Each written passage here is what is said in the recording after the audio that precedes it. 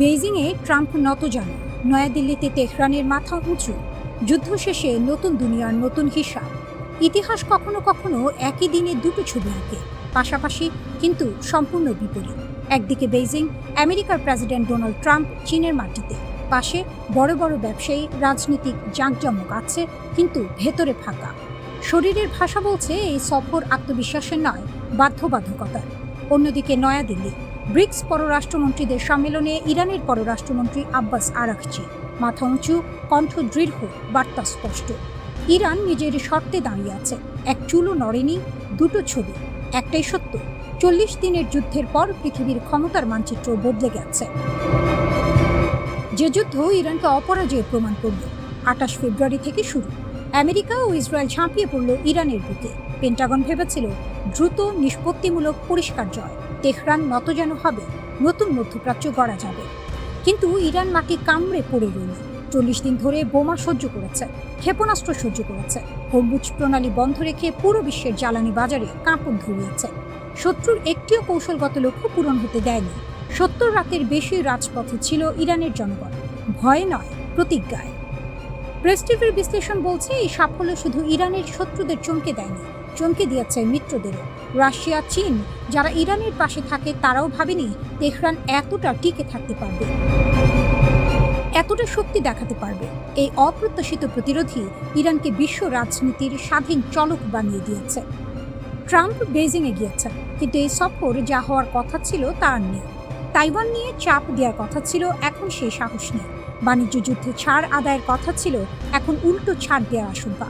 চীনের ওপর আধিপত্য দেখানোর সুযোগ ছিল, এখন সেটা স্বপ্ন মাত্র। কারণ ইরান যুদ্ধ আমেরিকার আসল দুর্বলতা ফাঁস করে দিয়েছে।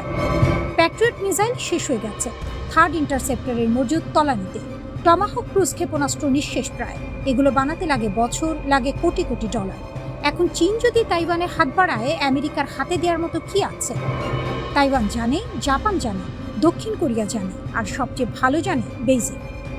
তাই এবার আলোচনা টেবিলে চীন বসেছে অন্যরকম ভূমিতে। দাবি দেওয়া এখন আর সীমাবদ্ধ নেই, কারণ আমেরিকার ঘাড়ে চেপে বসেছে ব্যর্থ যুদ্ধের বোঝা। মার্কিন বিশ্লেষকরা পর্যন্ত আশঙ্কা করছেন, ট্রাম্প হয়তো তাইওয়ানের সামরিক সহায়তা কমিয়ে আনবে, অকল্পনীয় ছাড় দিতে বাধ্য হবে। আমেরিকা এখন আর শর্ত দেওয়ার জায়গা নেই, শর্ত শুনতে বাধ্য হচ্ছে। আরাঘচি, নয়াদিল্লি, প্রতীকের চেয়েও বড় বার্তা। ঠিক যখন ট্রাম্প বেইজিংয়ে কোণঠাসা, ঠিক তখনই নয়াদিল্লিতে ব্রিক্স সম্মেলনে আরাঘচি, পাশে উঠতি শক্তির প্রতিনিধিরা, যারা আমেরিকার একচেটিয়া দুনিয়াকে চ্যালেঞ্জ করছে। আরাঘচির বক্তব্য একটাই, ইরান নিজের নীতি থেকে এক পাও সরেনি। যুদ্ধ হয়েছে, চাপ এসেছে, বোমা পড়েছে, তবু ইরান নিজের অধিকারের প্রশ্নে কোনো আপোষ করেনি। এই বার্তার তাৎপর্য বিশাল। বিশ্ব দেখছে, একটি দেশ যাকে পরাশক্তি ঘিরে ধরেছিল, সে সম্মেলনে এসে বুক চিতিয়ে কথা বলছে, ভিক্ষা চাইছে না, মাথা নামাচ্ছে না। এই দৃশ্যটাই নতুন পৃথিবীর ঘোষণাপত্র।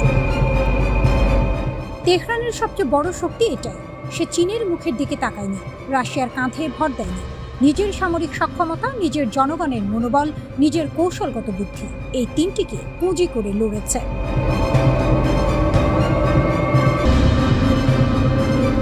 যখন বিশ্বের সবচেয়ে শক্তিশালী দেশটি একের পর এক চাপ দিয়ে চলেছে, তখন ইরান হাতের তাস স্পষ্ট করে টেবিলে রেখে দিয়েছে।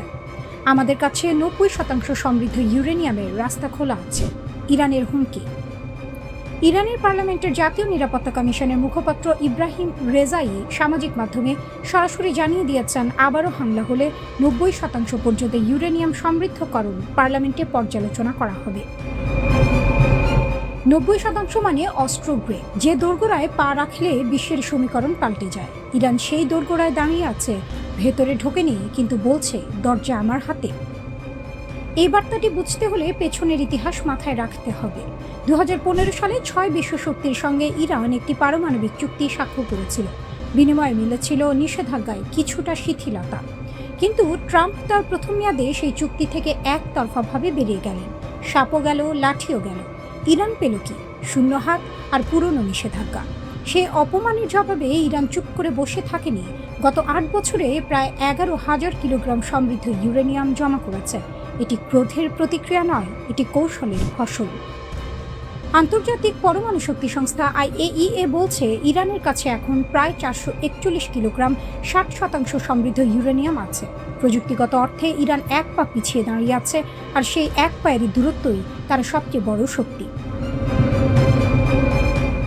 ওয়াশিংটন এখন চাইছে সেই মজুদ এখনই সরাও, এখনই ধ্বংস করো, ঘরে বসে সমৃদ্ধকরণ বন্ধ করো, যেন কাউকে নিরস্ত্র করে তারপর তার সঙ্গে দর কষাকষি করা হবে।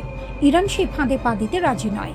তেহরানের বক্তব্য স্পষ্ট, আগে যুদ্ধ আনুষ্ঠানিকভাবে শেষ হোক, নিষেধাজ্ঞা উঠুক, তারপর পারমাণবিক প্রশ্ন। ট্রাম্প ইরানের সর্বশেষ কূটনৈতিক প্রস্তাবকে আবর্জনা বলেছেন, পুরোটা না পড়েই। অথচ সেই প্রস্তাবে ছিল মজুদের একাংশ লঘু করা এবং বাকি অংশ তৃতীয় দেশে সাময়িক স্থানান্তরের প্রস্তাব, যা নেহাত কম ছাড় নয়। কিন্তু যার মনে আপোষ নেই তার কানে সমঝোতার কথা ঢোকে না। ট্রাম্প বলছেন যুদ্ধবিরতি এখন লাইফ সাপোর্টে, কিন্তু যে রোগী নিজের পায়ে হাঁটতে পারে তাকে লাইফ সাপোর্টের ভয় দেখানো যায় না। ইরানের পাল্টা বক্তব্য এসেছে মুখপাত্র বাগাইর কণ্ঠে, আমাদের অবস্থান সার্বভৌমত্বের, আঞ্চলিক স্থিতিশীলতার এবং ইরানি জনগণের স্বার্থে। যখন লড়তে বাধ্য করা হবে লড়ব। এই বাক্যে কোনো আস্ফালন নেই, এতে আছে সেই শান্ত দৃঢ়তা যা আসে দশকের পর দশক চাপ সহ্য করে টিকে থাকার অভিজ্ঞতা থেকে। ইস্পাহান পারমাণবিক কেন্দ্রে গত বছর বিমান হামলা হয়েছে, এবছরও হয়েছে। IAEA বলছে সেই মজুদের বেশিরভাগ এখনও সেখানেই থাকতে পারে, তবে নিশ্চিত নয়। এই অনিশ্চয়তাই ইরানের সবচেয়ে বড় কূটনৈতিক হাতিয়ার। যে মজুদের অবস্থান জানা নেই, যে শক্তির সীমা অনুমান করা কঠিন, সেই শক্তিকে ভয় করতে হয়। প্রেসিডেন্ট পেজিশকিয়ান বলেছেন তেহরানে শত্রুর সামনে মাথা নোয়াবে না। ইরান বছরের পর বছর নিষেধাজ্ঞার শিকলে বাঁধা ছিল, অর্থনীতি কাহিল হয়েছে, তরুণ প্রজন্ম দিশাহারা হয়েছে, তবু দেশটি ভেঙে পড়েনি। যে গাছ ঝড়ের মুখে ভাঁজ হয় কিন্তু উপড়ে যায় না, সে গাছকে দুর্বল বলা যায় না। হরমুজ প্রণালীতে ইরানের নৌবাহিনী মার্কিন যুদ্ধজাহাজকে পথ পাল্টাতে বাধ্য করেছে বলে দাবি উঠেছে। ওয়াশিংটন নীরব, কারণ মিথ্যা হলে জবাব আসত।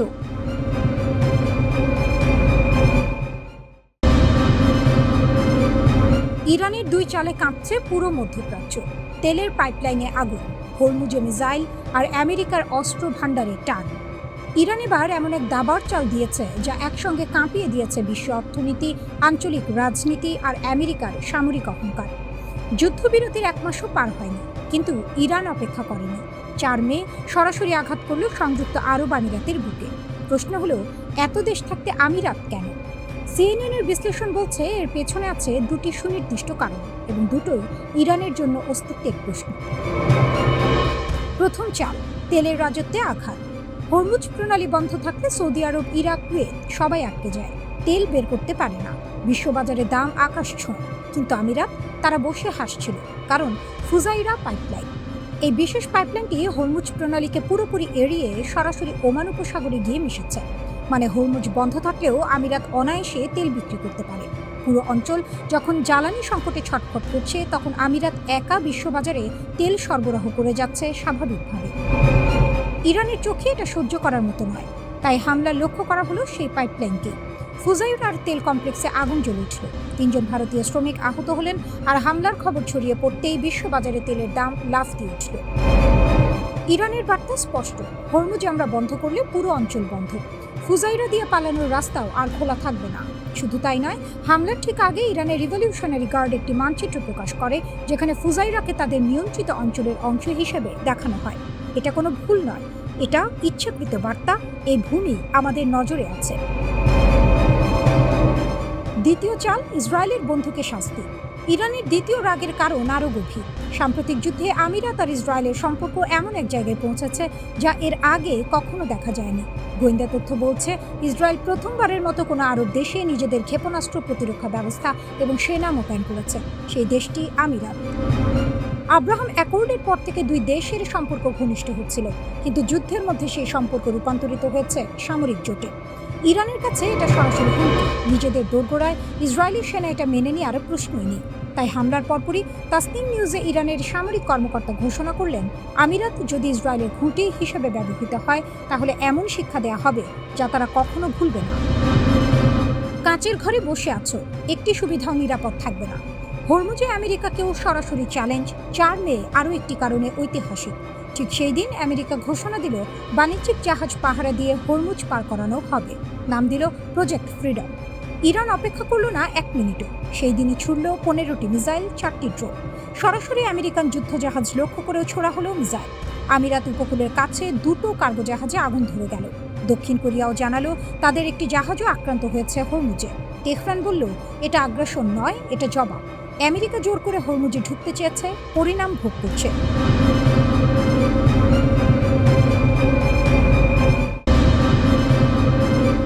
আমেরিকা ভেবেছিল ইরানকে হাঁটু গেড়ে বসিয়ে দেবে, কিন্তু তেহরান নতজানু হয়নি, বরং ধ্বংসস্তূপের ভেতর থেকে, আগুনের ভেতর থেকে উঠে এসেছে এক নতুন নেতা।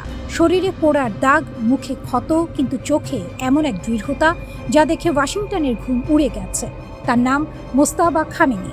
28 ফেব্রুয়ারি যে হামলায় তার বাবা আলী খামেনি নিহত হন, সে একই হামলায় আহত হন মোস্তফা। মুখে, বাহুতে, বুকে, কোমরে, শরীরের একাধিক জায়গায় গভীর ক্ষত। এক পায়েও আঘাত, মাথার পেছনে গেঁথে গিয়েছিল শার্প নেলের টুকরো। সেই রাতে পৃথিবীর সবচেয়ে শক্তিশালী দেশটি মনে করেছিল ইরানের মেরুদণ্ড ভেঙে দেওয়া হয়েছে। নেতৃত্ব শূন্য, দেশ দিশেহারা, পতন আসন্ন। কিন্তু সেই রাতেই ইতিহাস অন্য রাস্তা বেছে নিল। বাবার উত্তরসূরি হিসেবে মোস্তফা ক্ষমতার হাল ধরলেন, হাসপাতালের বিছানা থেকে, আধো অন্ধকার কোনো নিরাপদ আশ্রয় থেকে, কিন্তু ধরলেন এবং আর ছাড়েননি। মার্কিন গোয়েন্দা সংস্থাগুলো এখন এক অদ্ভুত সমস্যায় পড়েছে।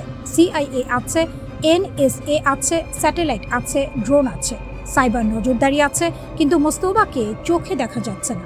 কারণটা সহজ, তিনি কোনো ইলেকট্রনিক ডিভাইস ছুঁয়ে দেখছেন না। ফোন নেই, ইমেল নেই, ইন্টারনেট নেই। বার্তা যায় বিশ্বস্ত দূতের হাত দিয়ে, সিদ্ধান্ত জানা যায় সামনাসামনি বৈঠকে, ঠিক যেন মধ্যযুগের কোনো রণকৌশলী যাকে আধুনিক প্রযুক্তি দিয়ে ধরা যায় না। CNN একাধিক মার্কিন কর্মকর্তার বরাত দিয়ে জানিয়েছে, আমেরিকা এখন যা জানছে মোস্তফা সম্পর্কে তার পুরোটাই পরোক্ষ। যারা তার সঙ্গে দেখা করছেন তাদের কথা থেকে, যারা বার্তা বহন করছেন তাদের মুখ থেকে। এখানেই আরেকটা ভয় ঢুকে গেছে ওয়াশিংটনের মাথায়। কিছু গোয়েন্দা বিশ্লেষক সন্দেহ করছেন ইরানের ভেতরে কেউ কেউ হয়তো মোস্তফার নাম ভাঙিয়ে নিজের এজেন্ডা চালাচ্ছে। মোস্তফার কর্তৃত্বের আড়ালে আসলে কার হাত? এই প্রশ্নের উত্তর এখনো অজানা। ইরানের সংসদ ঘোষণা দিয়েছে যুক্তরাষ্ট্রের সঙ্গে সব কূটনৈতিক সিদ্ধান্তের চাবিকাঠি এখন একজনের হাতে, মোস্তাবা খামেনি। যুদ্ধ করবেন কি সন্ধি করবেন, পারমাণবিক আলোচনায় যাবেন কি যাবেন না, সব এক মানুষের কলমের ডগায়। জাতীয় নিরাপত্তা কমিটির এক সদস্য সাফ বলে দিলেন, সর্বোচ্চ নেতার রায়ই চূড়ান্ত। আইনসভা এবং নির্বাহী বিভাগ সম্পূর্ণভাবে তার বিচারের ওপর ন্যস্ত। এ বিষয়ে কোনো মতভেদ নেই। এই কেন্দ্রীভূত ক্ষমতা ইরানের জন্য দুধারী তলোয়ার। একদিকে বাইরের জগতে একটা সুসংগত, অবিভক্ত মুখ উপস্থাপন করা যাচ্ছে। ট্রাম্প প্রশাসনকে বিভ্রান্ত করার কোনো সুযোগ নেই। কোনো মধ্যপন্থী কণ্ঠস্বর নেই যাকে টেনে আলাদা করা যাবে। কোনো ব্যাক চ্যানেল নেই যেখানে আলাদা কথা বলা যাবে। এদিকে মোস্তাবার পক্ষ থেকে বিবৃতি এলো, পারমাণবিক কর্মসূচি থেকে এক চুলও সরবেন না, ক্ষেপণাস্ত্র ছাড়বেন না। হরমুজ প্রণালীতে আমেরিকানদের একমাত্র জায়গা পারস্য উপসাগরের তলদেশে। এটা পরাজিতের ভাষা নয়। ইরানের প্রেসিডেন্ট মাসুদ পেজেশকিয়ান জানালেন, তিনি সম্প্রতি মোস্তাবার সঙ্গে দেখা করেছেন। কখন সেটা বললেন না, কিন্তু বললেন যে আমাকে সবচেয়ে বেশি আকর্ষণ করেছে তা হলো তার দূরদর্শিতা এবং বিনম্র, আন্তরিক দৃষ্টিভঙ্গি। আর মোস্তাবার মুখপাত্র ভিড়ের সামনে দাঁড়িয়ে বললেন, শত্রু গুজব ছড়াচ্ছে, তাকে দেখতে চাইছে, খুঁজে বের করতে চাইছে, কিন্তু ধৈর্য ধরুন, সময় হলে তিনি নিজেই কথা বলবেন।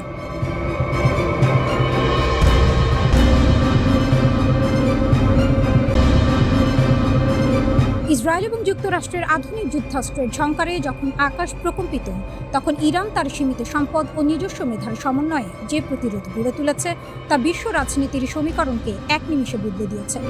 ইরান যেন আজ মরার ওপর খাড়ার ঘা উপেক্ষা করে যুদ্ধের ময়দানে অজেয় এক নায়কের আসনে বসে আছে। অনেকেই প্রশ্ন তুলছেন ইরানের হাতে থাকা চীনা প্রযুক্তির অস্ত্রের কার্যকারিতা নিয়ে, কিন্তু রণাঙ্গনের বাস্তবতা বলছে ভিন্ন কথা। ইরান কেবল চীনা অস্ত্র ব্যবহার করছে না, বরং সেই প্রযুক্তির সাথে দেশীয় মেধার মিশেলে এমন এক ব্যবস্থা গড়ে তুলেছে যা শত্রুর জন্য এক গোলকধাঁধা। যুক্তরাষ্ট্রের F-15 বা A-10 যুদ্ধ বিমান ভূপাতিত করার ঘটনা প্রমাণ করে যে ইরান কেবল সংখ্যায় নয়, বরং কৌশলে শত্রুর হাটে হাড়ি ভেঙে দেওয়ার ক্ষমতা রাখে। তাদের এই সাফল্য কোনো কাকতাল নয়, এটি বছরের পর বছর ধরে চলা কঠোর যুদ্ধের প্রস্তুতির ফসল। যখন শত্রুপক্ষ আলিয়ার পেছনে ছোটার মতো আকাশ দখলের স্বপ্নে বিভোর, তখন ইরান তাদের দাঁত ভাঙা জবাব দিয়ে বুঝিয়ে দিয়েছে যে তাদের আকাশপথ বা সমুদ্রপথ দখল করা মোটেও গাছের কাঁঠাল গোফের তেল নয়। সবচেয়ে বিস্ময়কর ঘটনাটি ঘটছে হরমুজ প্রণালীতে। ইরান সেখানে একাই যে ছড়ি ঘোরাচ্ছে তা দেখে বিশ্ব অর্থনীতিতে রীতিমতো কম্পন উঠেছে। যুক্তরাষ্ট্র ও ইসরায়েলের আকাশমুখী শক্তি থাকা সত্ত্বেও সমুদ্রের এই সংকীর্ণ পথে তারা ইরানের কবজা থেকে বেরিয়ে আসতে পারছে না। এটি কেবল সামরিক শক্তি নয়, এটি এক কৌশলগত জয়। ইরান তাদের সীমাবদ্ধতাকে শক্তিতে রূপান্তর করেছে। যখন একটি আধুনিক রাডার ব্যবস্থা অকেজো হয়ে পড়ে, ইরান তখন গেরিলা কায়দায় ছোট ছোট মিসাইল আর ড্রোন দিয়ে সেই ঘাটতি পূরণ করে। এই যে দ্রুত অভিযোজন ক্ষমতা, তাই ইরানকে যুদ্ধের ময়দানে নয়-ছয় করার সুযোগ দিচ্ছে না। অনেকেই মনে করেছিলেন প্রথম আঘাতে ইরানের সামরিক কাঠামো চূর্ণ বিচূর্ণ হয়ে যাবে, কিন্তু ইরান প্রমাণ করেছে যে তারা কাগজের বাঘ নয়। তাদের আকাশ প্রতিরক্ষা ব্যবস্থা বা মিসাইল নেটওয়ার্ক হয়তো নিখুঁত নয়, কিন্তু তা শত্রুর জন্য গোদের ওপর বিস্ফোরক হিসেবে কাজ করছে। তারা দীর্ঘ সময় ধরে যুদ্ধ চালিয়ে যাওয়ার সক্ষমতা ধরে রেখেছে, যা বড় বড় পরাশক্তির জন্য চিন্তার কারণ হয়ে দাঁড়িয়েছে। তারা কেবল রক্ষা করছে না, বরং পাল্টা আক্রমণ করে শত্রুর অর্থনৈতিক ও সামরিক দম্ভকে ধুলায় মিশিয়ে দিচ্ছে। যুদ্ধের ময়দানে ইরান কেবল একটি পক্ষ নয়, বরং তারা এক নতুন রণকৌশলের প্রবর্তক। ইসরায়েল এবং যুক্তরাষ্ট্রের মতো আধুনিক শক্তির বিরুদ্ধে দাঁড়িয়ে অর্থনৈতিক নিষেধাজ্ঞা ও নানাবিধ চাপের মুখেও ইরান যেভাবে মাথা উঁচু করে লড়াই করে যাচ্ছে, তা ইতিহাসের পাতায় এক বীরত্ব গাথা হয়ে থাকবে। তারা দেখিয়ে দিয়েছে যে প্রযুক্তির চেয়েও বড় অস্ত্র হলো ইচ্ছা শক্তি এবং উদ্ভাবন। ইরান আজ আর কেবল কোনো আঞ্চলিক শক্তি নয়, বরং বিশ্ব সাম্রাজ্যবাদের দম্ভ ভাঙার এক অনন্য প্রতীক। শত্রু যতই শক্তিশালী হোক না কেন, ইরানের এই অকুতোভয় অবস্থান প্রমাণ করে যে শেষ পর্যন্ত লড়াই চালিয়ে যাওয়ার সাহসটাই আসল জয়। ইরান সত্যি অপরাজেয় বীর।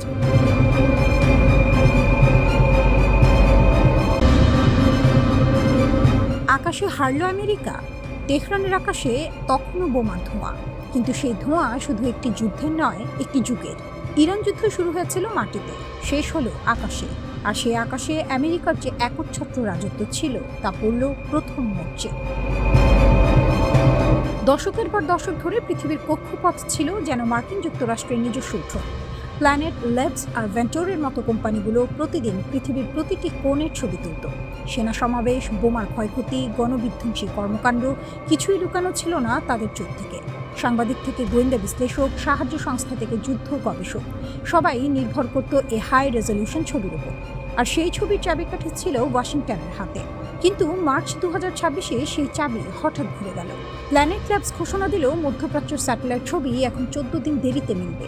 আগে যেখানে লাগতো মাত্র 4 দিন। কারণ হিসেবে বলা হলো জাতীয় নিরাপত্তা, বললেই হলো। এক সপ্তাহ না যেতেই আরও বড় ঘোষণা এলো, ইরান ও আশেপাশের সংঘাত সংশ্লিষ্ট এলাকার কোনো ছবি আর প্রকাশ পাবে না। ভেন্টোরও একই পথ ধরল, পর্দা টেনে দিল। সাংবাদিক, গবেষক, সাহায্য সংস্থা সবাই হঠাৎ অন্ধকারে। কিন্তু পৃথিবী থেমে থাকেনি।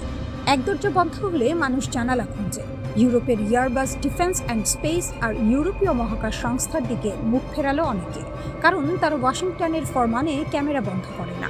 আর চীন, বেজিং তো বহু আগে থেকেই নিজের জাল বুনছিল। রিজার্ভেশন আর চ্যাংগুয়ান স্যাটেলাইট টেকনোলজি মিলিয়ে চীন এখন এমন এক নেটওয়ার্ক দাঁড় করিয়েছে যেখান থেকে প্রতিদিন পৃথিবীর যে কোনো কোণের একাধিক হাই রেজলিউশন ছবি তোলা সম্ভব। মহাকাশ বিশ্লেষক অ্যাড্রিয়ান নরিসাফ বললেন, সামরিক স্যাটেলাইটে আমেরিকা এখন এগিয়ে, কিন্তু বাণিজ্যিক আর্থ অবজারভেশন এখন চারদিকে ছড়িয়ে পড়েছে। কয়েক বছর আগেও চীনের হাতে উপযুক্ত প্রযুক্তি ছিল না।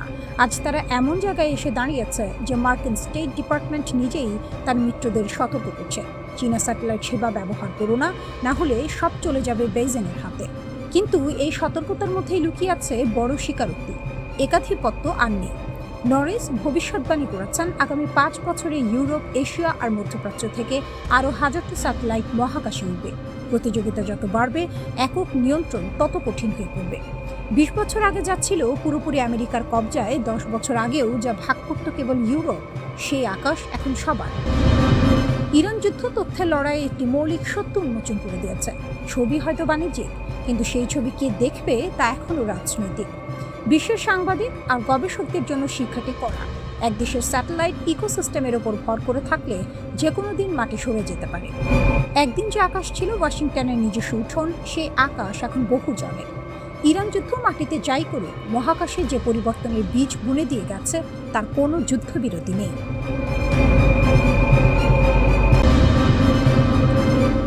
যুদ্ধের আগুন যখন পুরোদমে জ্বলছে, তখন কেউ ভাবেনি ছাই থেকে ফিনিক্স উঠবে, কিন্তু ইরান ঠিক সেটাই করে দেখাচ্ছে।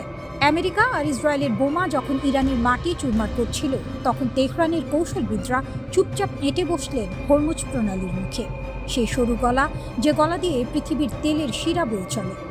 ইরান প্রণালীটি সম্পূর্ণ বন্ধ করে দিল, যে কোনো জাহাজকে ক্ষেপণাস্ত্র ও ড্রোন হামলার হুমকি দিয়ে। তারপর ধীরে ধীরে বেরিয়ে এলো আসল চাল, বন্ধ রাখার চেয়েও ভয়ঙ্কর এক অস্ত্র, টোল বুথ। ঘুঁটে সাজানো হয়ে গেছে। চীন, Japan, Bharat, Pakistan, Greece, Malaysia, মিশর একে একে দেশগুলো ইরানের টোল দিতে শুরু করলো, আর আমেরিকার সামরিক বাহিনী এটা ঠেকাতে পুরোপুরি ব্যর্থ হয়ে গেল। পান্ডোরার বাক্স খুলে গেছে, এখন বন্ধ করা আর সম্ভব নয়। ইরান এখন দাবি তুলেছে হরমুজে তার সার্বভৌম কর্তৃত্ব চিরস্থায়ীভাবে স্বীকার করতে হবে। প্রতিটি জাহাজের কাছ থেকে $20 লাখ টোল আদায় করতে চায় ইরান, যা প্রতি ব্যারেল তেলে মোটামুটি $1 সমতুল্য। শুনতে সামান্য লাগে, কিন্তু এর পেছনে লুকিয়ে আছে বিশ্ব ব্যবস্থা ওলটপালট করার ফন্দি। সৌদির মসনদ টলমল। বিশ্বের মোট স্পেয়ার তেল উৎপাদন সক্ষমতার 50 থেকে 60% নিয়ন্ত্রণ করে সৌদি আরব, আর বৃহত্তর গালফ কোঅপারেশন কাউন্সিল নিয়ন্ত্রণ করে 80 থেকে 95%। এই ক্ষমতার পুরোটাই নির্ভর করে হরমুজ দিয়ে তেল বের করতে পারার উপর।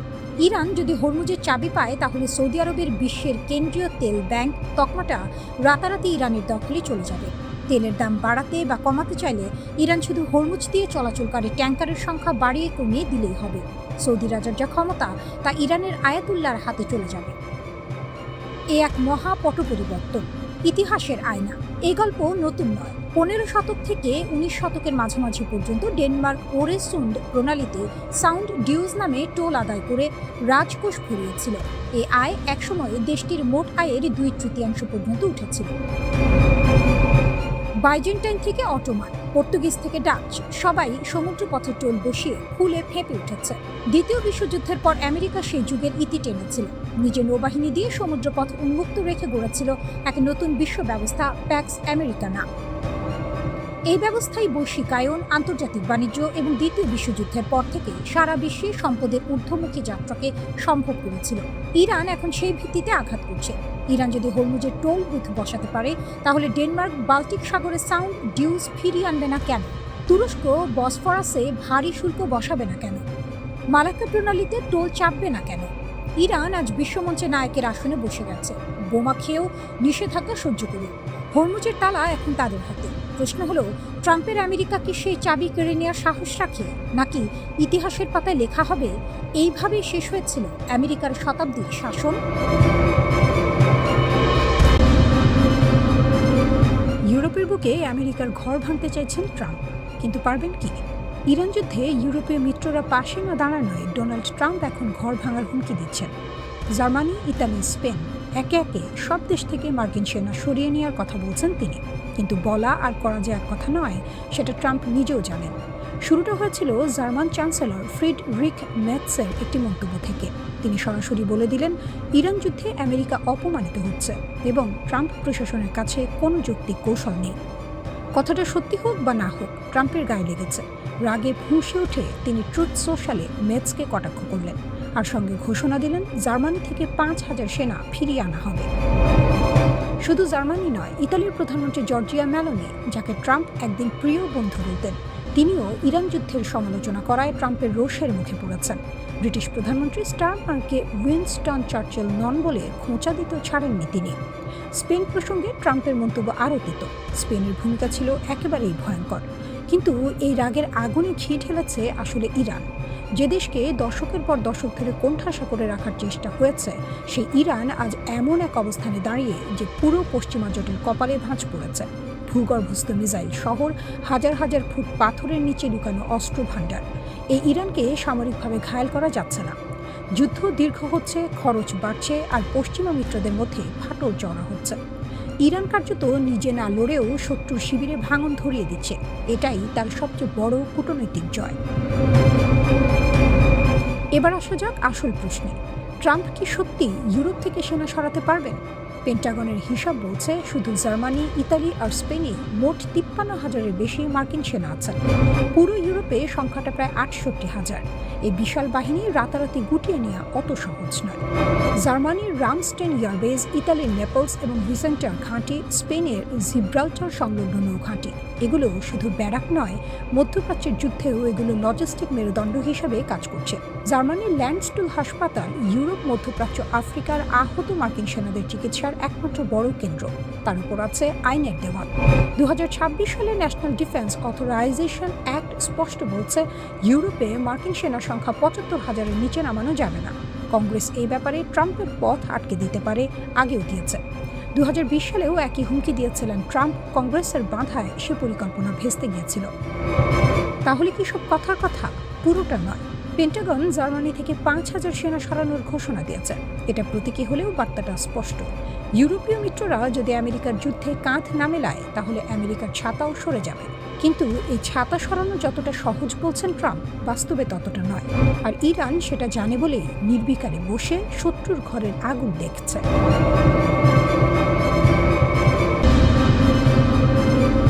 একদিকে হরমুজ প্রণালীতে ইরানের সেই ঘাতক ডলফিন সাবমেরিনের মহড়া, আর অন্যদিকে তেহরানের এক হাড় হিম করা হুঁশিয়ারি। শত্রুরা এমন এক যুদ্ধের মুখোমুখি হতে যাচ্ছে যার জন্য তারা স্বপ্নেও প্রস্তুতি নেয়নি। পশ্চিমা বিশ্ব যখন মনে করেছিল তারা ইরানের সব হাড়ির খবর জানে, ঠিক তখনই তেহরান বোমা ফাটালো। ব্রিগেডিয়ার জেনারেল আমির আকরামিনিয়া স্পষ্ট ভাষায় জানিয়ে দিয়েছেন, ইরানের পরবর্তী পাল্টা আঘাত হবে আকাশ থেকে পড়া কোনো এক নতুন রণকৌশলে। এতদিন লড়াই চলত স্থল, আকাশ আর সমুদ্রে, কিন্তু ইরান এবারও হুঙ্কার ছেড়েছে। যুদ্ধ এবার হবে এমন এক অ্যারেনা বা ময়দানে যা শত্রুর রাডারেও ধরা পড়বে না। এটাকে কেবল মুখের কথা ভাবলে ভুল করবে। ইরান বুঝিয়ে দিয়েছে তারা কেবল ঘর সামলাতেই ব্যস্ত নয়, বরং আক্রমণকারীর চোখে চোখ রেখে ইটের বদলে পাটকেলটি মারার সব সরঞ্জাম গুছিয়ে রেখেছে। তাদের এই নতুন যুদ্ধের ধরন সম্ভবত সাইবার স্পেস থেকে শুরু করে মহাকাশ কিংবা সম্পূর্ণ অপ্রচলিত কোনো মারণাস্ত্র হতে পারে। হরমুজের প্রহরী, ছোট সাবমেরিন, বড় ধামাকা। হরমুজ প্রণালীতে এখন ইরানের চাঁদের হাট, তবে সেটি আলোর নয়, বরং আধুনিক মারণাস্ত্র। নৌবাহিনীর প্রধান রিয়ার অ্যাডমিরাল শাহরাম ইরানি নিশ্চিত করেছেন যে তাদের হালকা ওজনের সাবমেরিনগুলো এখন সম্পূর্ণ প্রস্তুত। এগুলো কেবল পানির নিচে ভেসে থাকা লোহার টুকরো নয়, বরং এগুলো এক একটি পানির বাঘ। সম্প্রতি ইরানি যুদ্ধজাহাজ IRIS সিনার ওপর হামলার জবাবে এই সাবমেরিনগুলো যে দুঃসাহসিক অপারেশন চালিয়েছে, তাতে শত্রুপক্ষ এখন ছেড়ে দেমা কেঁদে বাঁচি অবস্থায়। সাবমেরিনগুলো পানির নিচে নিঃশব্দে ঘাপটি মেরে বসে থাকে, যেন বোবা শত্রুর মুখে নেই, কিন্তু যখন আক্রমণ করে তখন পালানোর পথটুকু রাখে না। মার্কিন যুদ্ধ সচিব পিট হেক্সাট যতই ব্যঙ্গ করে বলুন যে ইরানের কামিকাজি ডলফিন নেই, তেহরানের বর্তমান তৎপরতা বলছে শত্রুর কপালে দুঃখ আছে। রেড লাইন বা লক্ষণ রেখা, IRGCর ইস্পাত কঠিন শপথ। Islamic Revolutionary Guard Corps IRGC পরিষ্কার জানিয়ে দিয়েছে, ইরানের তেল ট্যাঙ্কার বা বাণিজ্যিক জাহাজে হাত দেওয়া মানে হচ্ছে সিংহের মুখে হাত দেওয়া। Brigadier general Syed Majid Musavi ঘোষণা করেছেন, ইরানের মিসাইল এবং ড্রোনগুলো এখন শত্রুর ঘাঁটির দিকে তাক করা আছে। আঙুল এখন ট্রিগারে, কেবল আদেশের অপেক্ষা। আমেরিকা যখন প্রজেক্ট ফ্রিডম নামের এক নাটকীয় উদ্যোগ নিয়ে সাগরে নামার চেষ্টা করেছিল, ইরান তখন এক মাঘে শীত যায় না নীতিতে অটল ছিল। মাত্র 36 ঘন্টার মাথায় ট্রাম্পের সেই প্রজেক্ট যখন মুখ থুবড়ে পড়ল, তখন প্রমাণিত হলো যে হরমুজ প্রণালীতে কার হুকুম চলে। তেহরান সরাসরি জানিয়ে দিয়েছে, কেবল তাদের অনুমোদিত করিডোরই হবে নিরাপদ, বাকি সবখানে থাকবে যমদূতের পাহারা। ইরানের এবারের রণকৌশলকে বিশ্লেষকরা বলছেন, সাপও মরবে, লাঠিও ভাঙবে না, গোছের কৌশল। তারা সরাসরি যুদ্ধে জড়ানোর চেয়ে শত্রুকে মানসিক চাপে রাখতেই বেশি ওস্তাদ। কেন শত্রুরা ভয়ে কাঁপছে? অপ্রত্যাশিত যুদ্ধক্ষেত্র। ইরান এখন প্রচলিত যুদ্ধের বাইরে নতুন ডোমেইন, যেমন ইলেকট্রনিক ওয়ারফেয়ার ব্যবহারের ইঙ্গিত দিচ্ছে। স্নায়ুযুদ্ধ ও জ্বালানি বাজার। হরমুজের চাবিকাঠি ইরানের হাতে থাকায় বিশ্ব তেলের বাজারে টান পড়ার ভয়ে পশ্চিমারা এখন উঠতে না পেরে খুঁটি ধরছে। মিসাইল ও ড্রোন শক্তি। IRGC ড্রোনগুলো এখন কেবল নজরদারি নয়, বরং সরাসরি আত্মঘাতী হামলায় পারদর্শী।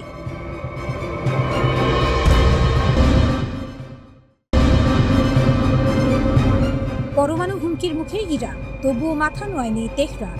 8 বছর আগে মার্কিন প্রেসিডেন্ট ডোনাল্ড ট্রাম্প ইরানের সঙ্গে করা পরমাণু চুক্তি থেকে সরে আসার পর থেকে তেহরান প্রায় 22,000 পাউন্ড বা প্রায় 11 টন সমৃদ্ধ ইউরেনিয়াম মজুত করেছে। ইসরায়েলি সেনাবাহিনীর এক নাম না জানা কর্মকর্তা এমন এক বক্তব্য দিলেন যা পশ্চিমাদের নতুন করে ভাবিয়ে তুলেছে। তিনি বলেছেন, ইরানের কাছে এখন যে পরিমাণ সমৃদ্ধ ইউরেনিয়াম মজুত আছে তা দিয়ে তাত্ত্বিকভাবে প্রায় 11টি পারমাণবিক বোমা বানানো সম্ভব। 60% সমৃদ্ধ প্রায় 400 কেজি ইউরেনিয়াম যদি ইরান থেকে সরানো না যায়, তাহলে গত 40 দিনের এই রক্তক্ষয়ী সংঘাতকে তিনি নিজেই বড় ব্যর্থতা বলে স্বীকার করে নিয়েছেন। ইরান বহুকাল ধরে আন্তর্জাতিক চাপের চাকার নিচে পিষ্ট হয়েছে। নিষেধাজ্ঞার পর নিষেধাজ্ঞা, হুমকির পর হুমকি। তবু তেহরানের মাথা নোয়ানোর ইতিহাস নেই। ইরান যেন সেই কলসি যাকে বারবার আঘাত করা হয়েছে কিন্তু ভাঙা যায়নি। ইসরায়েলের ওই কর্মকর্তার কথায় পরিষ্কার, তারা নিজেরাই বুঝতে পারছেন সামরিক শক্তি দিয়ে ইরানের পারমাণবিক স্বপ্ন গুড়িয়ে দেওয়া সম্ভব হয়নি। তাই এখন কূটনীতির দরজায় টোকা দিচ্ছেন, একই সঙ্গে আবার হামলার ভয় দেখাচ্ছেন। দুই নৌকায় পা দিয়ে পার হওয়ার এই চেষ্টা কতটুকু সফল হবে সময়ই বলবে। তেহরান যেন এই ইউরেনিয়াম ব্যবহার করে পারমাণবিক বোমা তৈরি করতে না পারে, সেটাকেই কারণ হিসেবে দেখিয়ে গত 28 ফেব্রুয়ারি যুক্তরাষ্ট্র ও ইসরায়েল দেশটিতে হামলা শুরু করে। এই রহস্য উন্মোচন হয়নি যে ইরানের সেই বিশাল ইউরেনিয়ামের মজুদ কোথায়। যদিও জাতিসংঘের পরমাণু সংস্থা IAEA রাফায়েল গ্রসের মতে, ইরানের উচ্চ সমৃদ্ধ ইউরেনিয়ামের বড় অংশ সম্ভবত ইস্পাহান পারমাণবিক কমপ্লেক্সে রয়েছে। ইউরেনিয়াম যত বেশি সমৃদ্ধ হয়, তত দ্রুত ও সহজে আরও উচ্চ মাত্রায় নেওয়া যায়। 0 থেকে 20% পৌঁছানো কঠিন, কিন্তু 20 থেকে 60 বা 90% পৌঁছানো তুলনামূলক সহজ। 90% সমৃদ্ধ ইউরেনিয়ামে সাধারণত পারমাণবিক অস্ত্র তৈরিতে ব্যবহৃত হয়। বিশেষজ্ঞদের মতে, বিশাল এই মজুদের একাংশ যুদ্ধের ধ্বংসস্তূপের নিচে চাপা পড়ে থাকতে পারে। সেটা উদ্ধার করা বা এর অস্তিত্ব নিশ্চিত করা খুবই কঠিন। ইরান যদি ইউরেনিয়াম খনন করে বেরো করে, সেটা থেকে যুদ্ধাস্ত্র তৈরি করতে 1 বছরেরও বেশি সময় লাগতে পারে বলে জানিয়েছেন তারা। আন্তর্জাতিক পরমাণু শক্তি সংস্থার প্রধান রাফায়েল গ্রসি বার্তা সংস্থা এপিকে দেওয়া সাক্ষাৎকারে জানিয়েছেন, ইরানের অধিকাংশ উচ্চমাত্রার সমৃদ্ধ ইউরেনিয়াম সম্ভবত ইস্পাহান পারমাণবিক কমপ্লেক্সেই রয়েছে। স্থাপনাটি গত বছর বিমান হামলার শিকার হলেও সম্পূর্ণ ধ্বংস হয়নি। ইসরায়েল ও যুক্তরাষ্ট্র বলছে, তেহরানের পারমাণবিক সক্ষমতা ধ্বংস করা এই যুদ্ধ শুরুর অন্যতম লক্ষ্য। তবে বিশেষজ্ঞদের মতে, সমৃদ্ধ ইউরেনিয়াম খুঁজে বের করে নিয়ন্ত্রণ না নেওয়া পর্যন্ত সেই লক্ষ্য অর্জন সম্ভব নয়। পারমাণবিক অস্ত্র বিষয়ে আন্তর্জাতিক বিশেষজ্ঞ ও institute for science and international সিকিউরিটির প্রতিষ্ঠাতা ডেভিড এল ব্রাইট বলেন, যদি যুক্তরাষ্ট্র ও ইসরায়েলের এই উপাদানগুলো জব্দ করতে ব্যর্থ হয়, তাহলে ইরান দ্রুত পারমাণবিক অস্ত্র তৈরির পথে এগিয়ে যেতে পারে। বছরের পর বছর ধরে ইরানের প্রস্তুতি ও সমৃদ্ধ ইউরেনিয়ামে রূপান্তরের প্রক্রিয়াকে ব্যাংকে প্রচুর টাকা জমা রাখার সঙ্গে তুলনা করেছেন আলব্রাইট। বিশ্লেষকদের অনেকের ধারণা, তেহরান হয়তো ইস্পাহানের পাহাড়ি টানেলে কোনো গোপন সমৃদ্ধকরণ কেন্দ্র তৈরি করেছে, যেখানে পারমাণবিক বোমার জ্বালানি তৈরির কাজ চালাচ্ছে।